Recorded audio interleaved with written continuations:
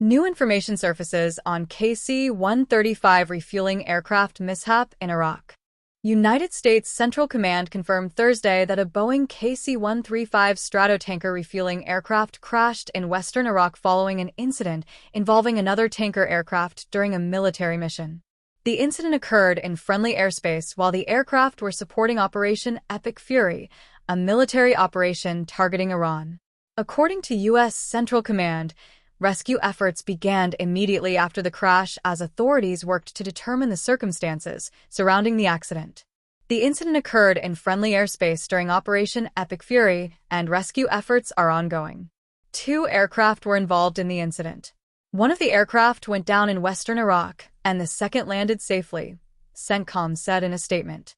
The command also stated that the crash was not the result of enemy action. CENTCOM said the incident was not due to hostile fire or friendly fire. According to the statement, 2 tanker aircraft were involved in the event. One KC-135 crashed in western Iraq, while the second aircraft managed to land safely after the encounter.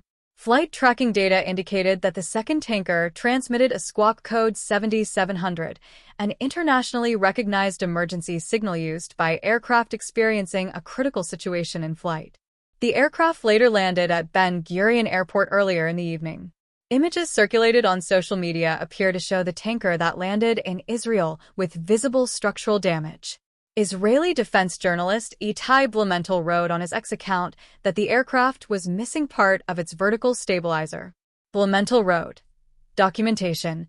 One of the American refueling aircraft that was involved yesterday in the accident in Iraqi airspace was photographed at Ben Gurion Airport without a major part of the vertical stabilizer in the tail.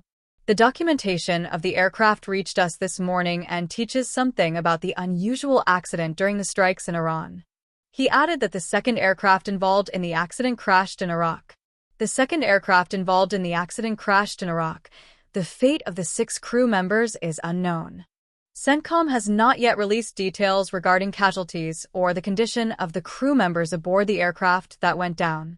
The KC-135 Stratotanker has served as one of the U.S. military's primary aerial refueling platforms for more than 6 decades. Developed by Boeing, the aircraft allows fighter jets, bombers, and other military aircraft to refuel while airborne, extending their range and operational endurance. According to the United States Air Force, a typical KC-135 mission is flown by a crew of 3, a pilot, a co-pilot, and a boom operator who controls the refueling boom used to transfer fuel to receiving aircraft.